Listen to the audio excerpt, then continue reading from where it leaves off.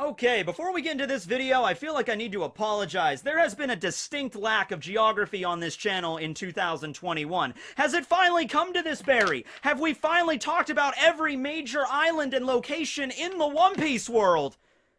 Well, kind of, yeah. I mean, I talked about every island the Straw Hats have been to at this point, the islands they went to during the time skip. I mean, I guess I could make some geography videos about random islands that have only been seen or mentioned once, like Apple Nine Island, or, Vacation Island, that place that Mr. 3 and Miss, Golden Week went to that one time. Actually, you know what? I do plan on making a video on Vacation Island. I'm gonna make a note of that right now when I get my new place. Vacation Island video. I find it funny that just Vacation Island exists, and it's in the Grand Line, because like only a few dozen chapters before this island was introduced, the Grand Line was talked about all throughout the East Blue Saga as like the pirate graveyard. Like, you go to the Grand Line, you're going to sink to the bottom of Davy Jones' locker. No one goes to those seas and lives to tell the tale.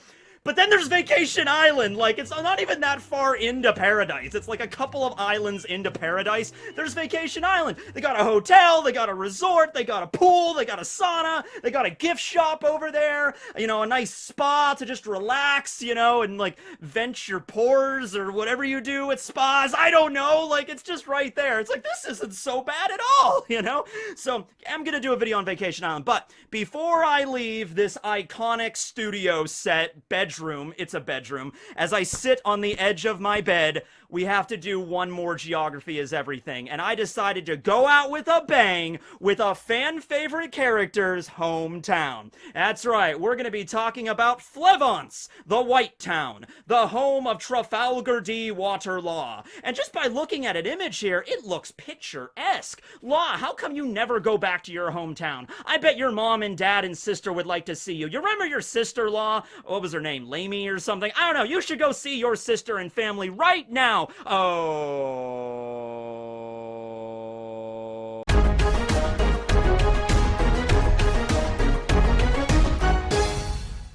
Oh, yeah, that's right. They're all dead. Well, you should still go back and see them sometime. Okay.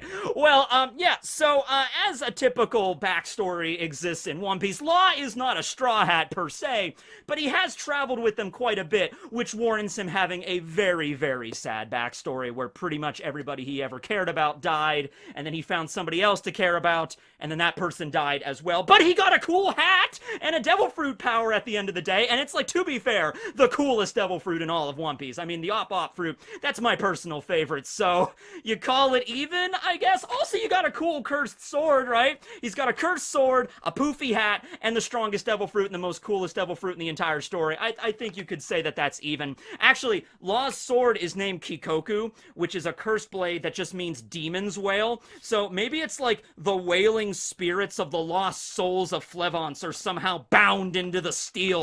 That would increase the sad points of his backstory a little bit. Would that make his backstory even sadder than Brooks, though? I don't know. Brooks is pretty up there. It's kind of hard to beat that threshold, but it's getting there, Law. It's getting there. Okay. So yes, FLEVANCE, the White Town, located in the North Blue. We don't know the exact island it was on, although we do know there was a few neighboring countries surrounding FLEVANCE. FLEVANCE is called the White Town, but it's also mentioned as its own country, which makes me think it might be some sort of city-state, very similar to the way the Vatican City is in our world, so it might be like its own sovereign nation. And from what we're going to learn about from its exports and imports, most notably exports, it makes sense why it would become its own city-state, like its own sovereign nation, okay? So, FLEVANCE, as you can see from the image, has a white tint to it. The bricks in the sidewalk, in the streets, and even the trees and the flora, everything there has a white tint to it. The bricks that are making the house up and everything. So what's the deal with that? Well, in order to understand what the deal with that is, we have to go to the best friend of geography, history, and find out. Alright, so about 100 years ago or so, this rare ore was discovered underneath FLEVANCE. So the town was there before this ore was discovered. discovered. That's really important, so pay attention to that. The town was already there for a little while, and they discovered this ore in the mines, in the rock, in the mountains and stuff around FLEVANCE. And this ore was referred to as amber lead, which the second you find something called lead in the ground, man, you should start just shipping that all over the place, right? You should start making paint out of that immediately. Great idea. Well, anyway, they found amber lead, and this stuff was very beautiful to look at. It had this very, sparkly sheen to it, and the whole world just loved it. And this is the only place in the entire world where it can be mined at this location in the North Blue, okay? So they began to mine the crap like crazy and turn it into a bunch of things. It was very multifaceted. You can make utensils and like bricks out of it for houses, but also sweets like food you can eat with this stuff. Paint, lead, amber lead paint, great idea. Weapons were made out of it, makeup, so they made a bunch of stuff with this stuff and they shipped it out all over the place. And I think that right there was what drastically increased like the GDP of FLEVANCE. I'm not an economist. I don't know anything about, this kind of stuff or anything, but, to stand to reason, the royal family of FLEVANCE, or whoever the mayor was back then, probably made a boatload of money off of the mining of this stuff if this is the only place you could get it. Like, imagine in our world if there was only one town in the entire planet where gold could be found underneath, right? That one town is the only source of gold on the entire planet, so anytime somebody wanted something made out of gold or gold for anything, they had to pay this town. Eventually the town would get bigger and bigger and probably become its own country with like its own city-state status, like a sovereign nation. Probably what happened with FLEVANCE there, okay? But anyway, at the start, everything seemed great. All of the people of FLEVANCE, not just the royal family, were making really good money off of this stuff, and it was a very affluent kind of town it was becoming, okay? So Law was actually born into a family that had some pretty good status in the town. His dad and mother were both doctors, and they had like a school that they also taught aspiring medical students at, so they were pretty well off during their early days, okay? Before the dark times happened. A shadow is cast over FLEVANCE, okay? Well, anyway, about 100 years ago when they started digging this amber lead out of the ground, the world government also performed a geological survey. Geography and geology. They're not like close friends, but they do they're acquaintances. Like if they see each other in the hallway at work, they'll say, hey, maybe every once in a while they'll eat lunch together, but they're not super close, okay? Well, anyway, they did a geological survey and they did some tests on this amber lead, and, spoiler alert, big shocker to no one, the amber lead is severely toxic. Who would have thunk it, right? I thought this stuff was safe as hell, all right? So the question is, though, if they found out that this stuff was severely poisonous and toxic to human beings 100 years ago, how come Law and everybody he knew had to die, only 13 years ago? Well, let me tell you a story that's old as time itself. The world government is very corrupt, that's why. Okay, so here's the situation, all right? The amber lead was poisonous. However, it wasn't the kind of poison that would, kill you immediately. Oh, no. It wasn't that kind of poison. It was more or less like cancer, where it takes a really long time to kill you. Actually, a ridiculously long time to kill you, and it actually afflicts not just yourself, but also each subsequent generation since you first came in contact with it. It's actually a really messed up way to die when you think about it, okay? So let's say, for example, 100 years ago, there was a guy that was 20 years old, and he began digging the amber lead out of the ground, okay? So he's coming into contact with it, he's touching it. Nothing bad's going to happen to him.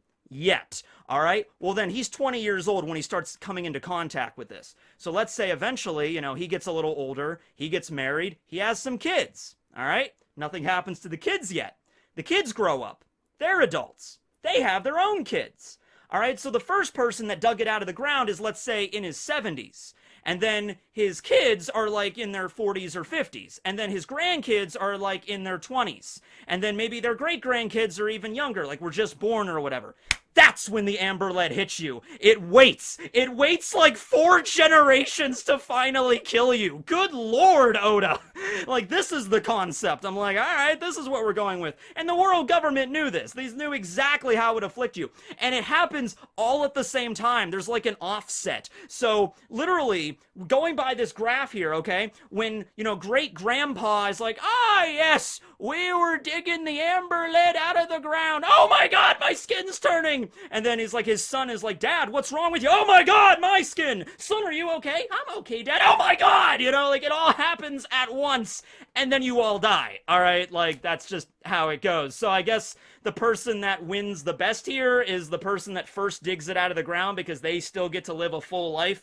But then every subsequent generation of kids that they have, it's like hereditary. It goes down and like their lifespan is cut and slashed. Now, Law was like the third or fourth generation after this. So really, he should not have made it past his teenage years. However, it was because of the efforts of Corazon and getting the Opi-Opi-Nomi and his medical knowledge that he already had because his dad and mother were both doctors that Law used his Opi-Opi fruit to remove the amber lead from his body manually by using the Op-Op fruit, like literally probably removing every single piece of it from every aspect of his body, and that's how he was able to cure himself. But otherwise, there is no cure for amber lead syndrome. There are certain ways that you can, you know, survive, like certain medicines you can take, but there's no cure unless you have the Op-Op fruit, okay? So if somebody did have amber lead, I mean, they would probably be long dead at this point, but if someone did have it, Law could perform a surgery to cure them, which I'm sure he would, okay?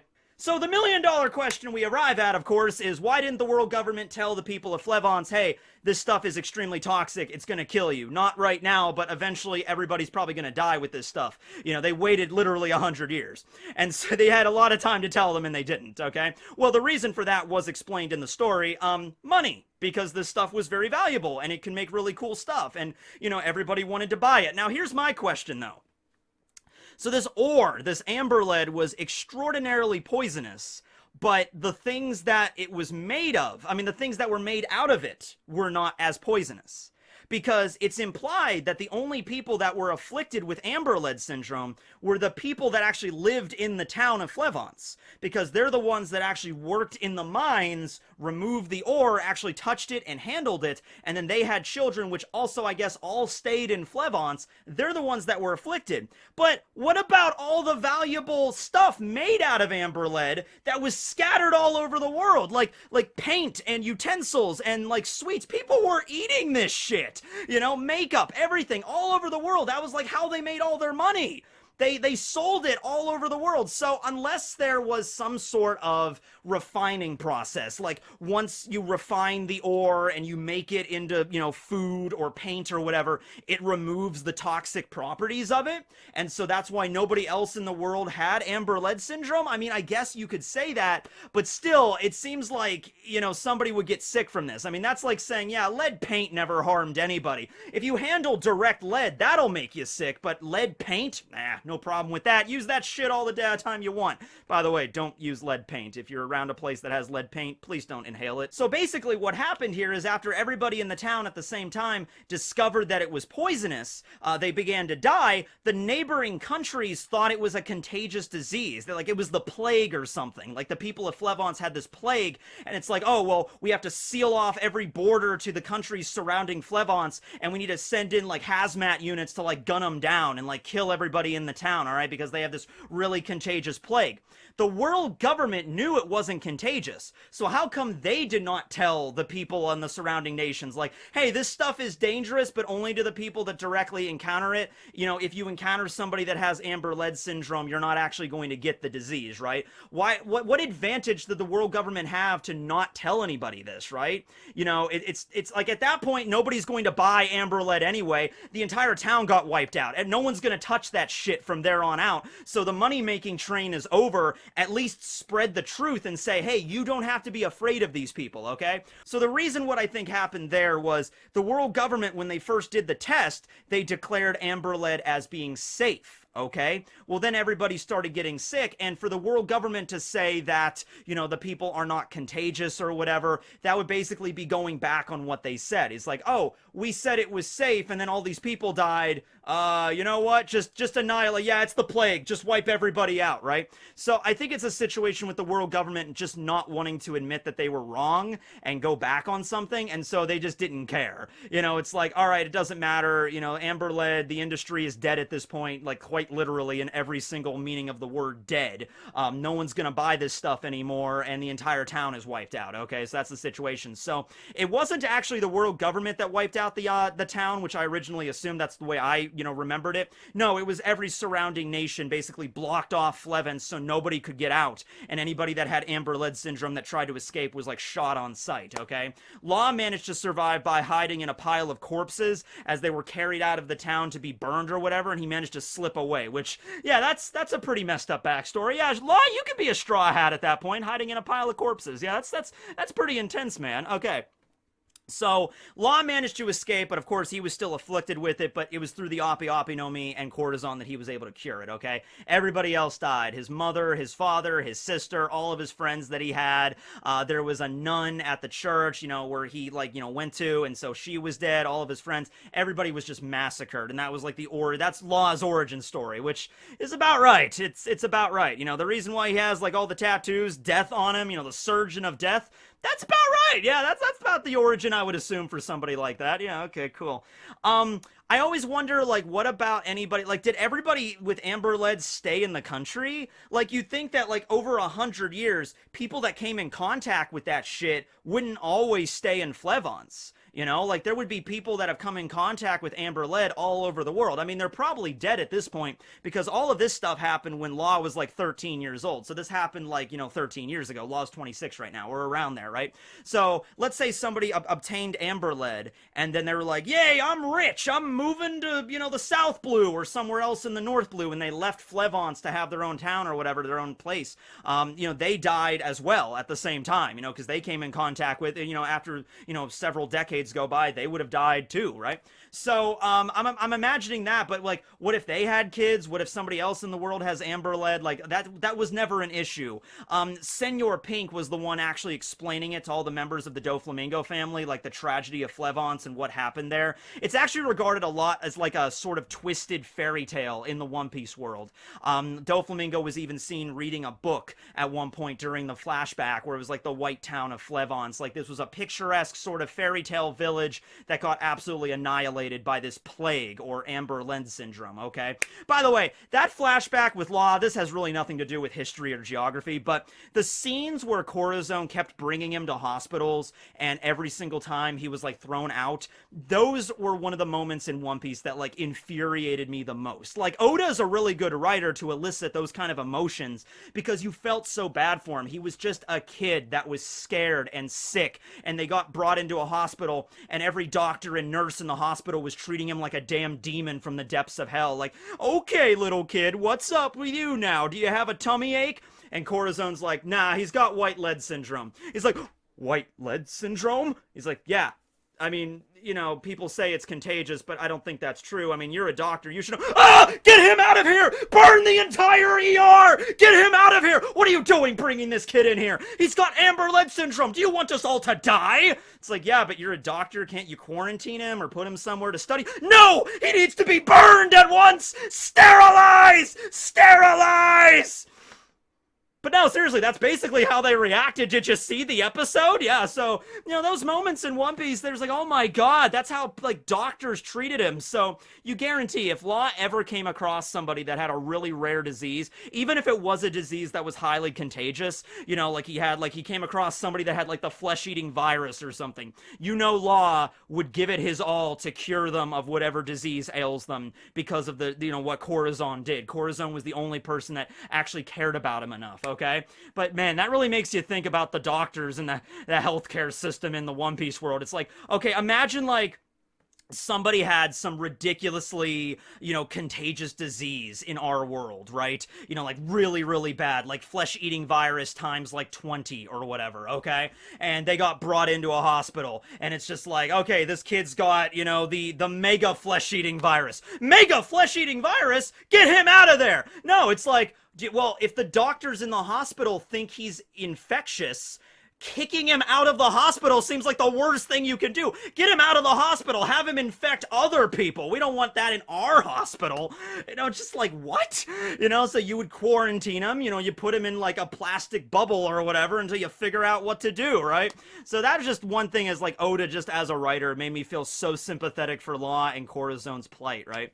Well, anyway, yeah. So FLEVANCE now, it's probably the same deal as O'Hara. It was not Buster called, but it was basically burned to the ground by all the surrounding neighbor countries, and so it's probably locked off. Like the mines and everything are probably like it's like a biohazard, like a nuclear dump site or something, like in the equivalent in our world. Like it's like Chernobyl, probably equivalent. It's like you're not even really allowed to go there. I mean, you can go to Chernobyl, so that's not even a good example, but like a nuclear death test site, some place you definitely do not want to go after fear of being like contaminated, right? Even though it's perfectly fine as long as you don't touch the lead. But yeah, that is the story of FLEVANCE, a fairy tale if there ever was one. This was a good last geography. This was such an uplifting geography as everything. I'm actually sweating a little bit here. But anyway, yeah, the story of FLEVANCE. Sorry, Law. I mean, Robin lost her entire homeland as well, if that makes you feel any better. Hope you guys have a good day. I'm still going to be moving when you see this one, but this will be the last geography as everything in this setting. But don't worry, we're going to have a geography command center coming up soon. The geography cave, whatever I'm going to call it. All right, thanks for watching, everybody. This will be Tekking and Barry signing out.